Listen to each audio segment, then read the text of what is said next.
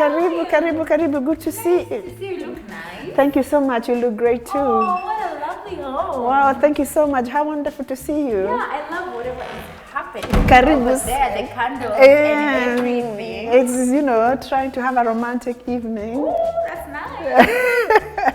Karibu sana. I would like you to welcome me to the kitchen. I was having a glass of wine. Would you like something to drink? Yeah, sure. How about a cup of tea? You like a cup of tea? Yeah, because you know it's a bit cold, so. No problem. Yeah, I've just made some really nice Kenyan tea. Oh, thank you. Thank you so much. This is one of the reasons why I come to your house, because I get to have original Kenyan tea. Absolutely. But apart from that, it's because every time I come to your house, I get to learn something new. So what are we learning today? Oh boy. I tell you what, the last 1, 2, 3 weeks, I've been actually immersed in literature about the traditional African skincare routines. And it's so fascinating. It's a world where our generations, because we come up from a generation where we were really not taught about the African traditions and what we used to do to heal diseases or to heal skin diseases. I've been going through the literature and it's extremely fascinating. So I'm a little bit excited about that. So I would like to share that with you if you don't mind. The history of beauty. Of course, I'm ready to learn. Yeah, well, did you know actually that, or I didn't know personally before, that the Egyptians, they used to extract oil from sesame seed and from moringa tree, and they used to use this to fight you know, aging skin, to stay young and youthful. Do you know they used to mix milk and honey to make a mask? You know, like we do mask today. We are talking of, you know, ancient Egyptian civilization. Oh my God. Yeah. So it's milk, you said milk, honey? Yeah, to make a mask. Wow. And then they would use sea salt to exfoliate and rejuvenate the skin. I mean, nowadays we have masks for everything, and sometimes we are modern. We are very spoiled. Yeah, we have all these new companies coming up with new products and new masks every day. But this is something that actually goes back to the Asian Egyptian, you know, civilization. And when you look at the Moroccan, I actually read that they have a tree called the agan tree. Yeah. And this agan tree, they use to extract the oil. Actually to protect themselves from the sun damage, but also to moisturize themselves, but also as an anti-aging, you know, molecule. Wow.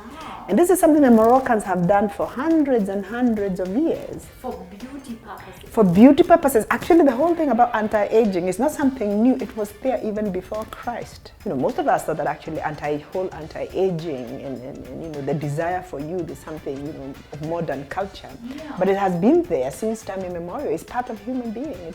It's a desire that we all have, and we have always had. Are you trying to tell me, like, people who are born, let's say, in 1700, absolutely, were still using these things for aging? The French royal court, they are well known that they used to, you know, dip themselves in fermented red wine.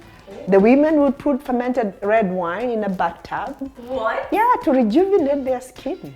Are you serious? Yes. So wine was used because it has a lot of antioxidants, that keeps your skin young and rejuvenated.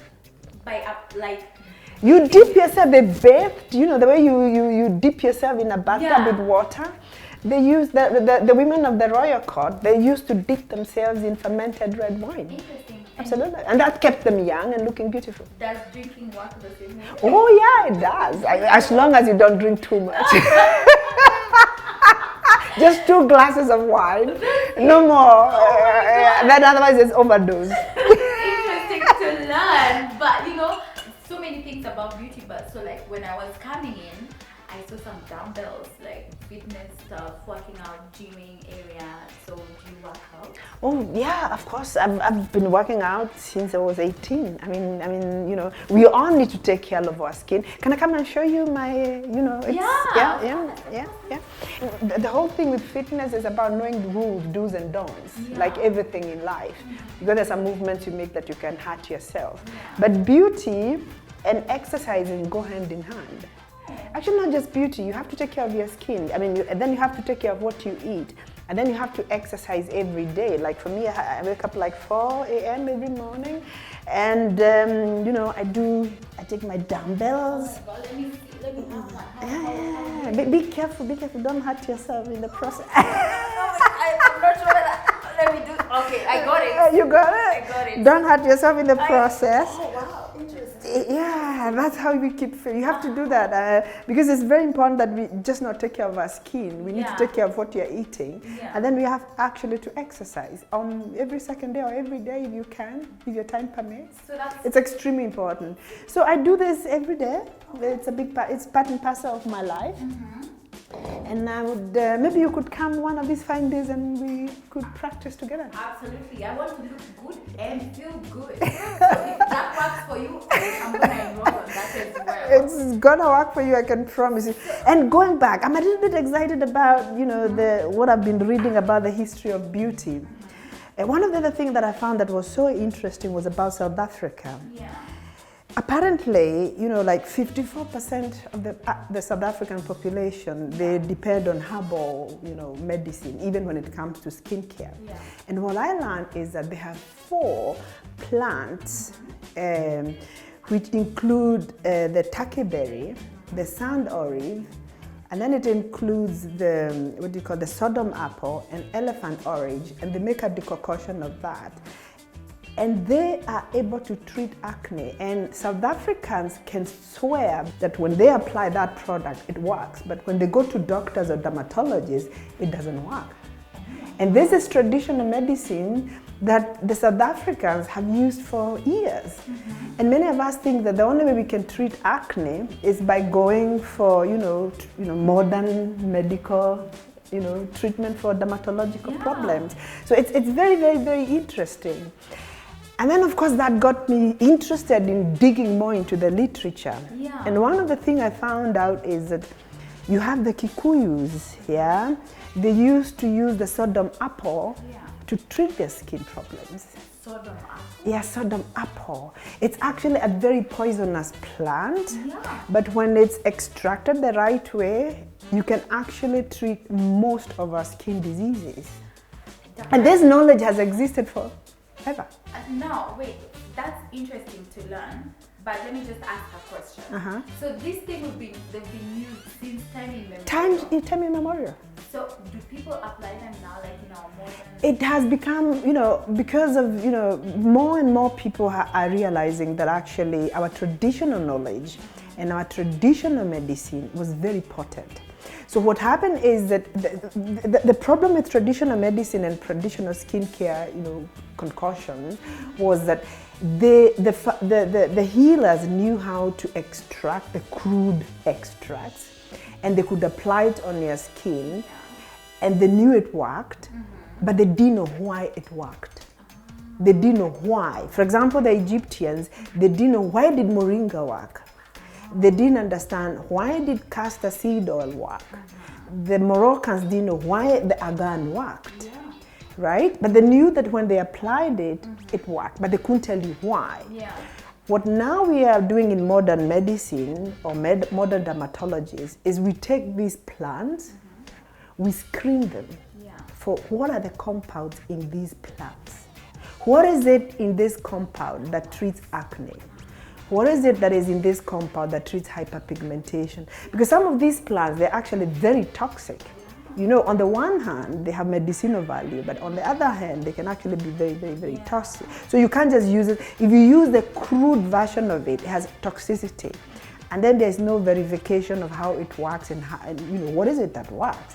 So what the modern science is doing is to go into these plants.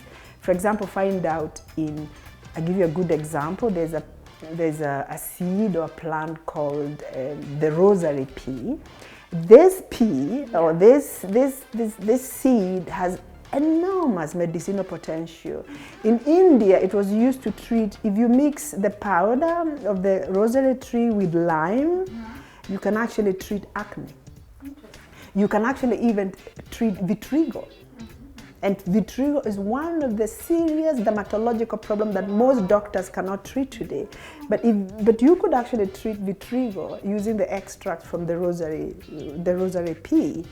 So what you really see is that this, this herbal, traditional ethnographic herbal medicine, they're extremely powerful and extremely useful. But the traditional healers, they didn't know why it works and how. And what we do today, for example, is to try to understand why does it work. You can take, for example, like turmeric. In Kenya and in India, it's used across bond, and it's used by women to lighten and whiten themselves. But now we know today that the reason why turmeric works is because they have an extract called THC, and it's a brightener and a lightener.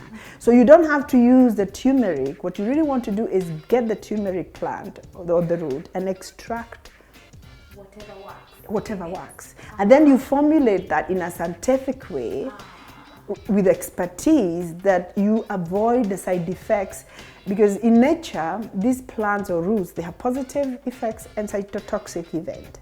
So you want to avoid the toxicity but actually capitalize on the benefits. So we want to extract the benefit, and that's what we can do with modern science. Let me tell you that's why I love coming to you, because you have this knowledge. I can trust you with my skin.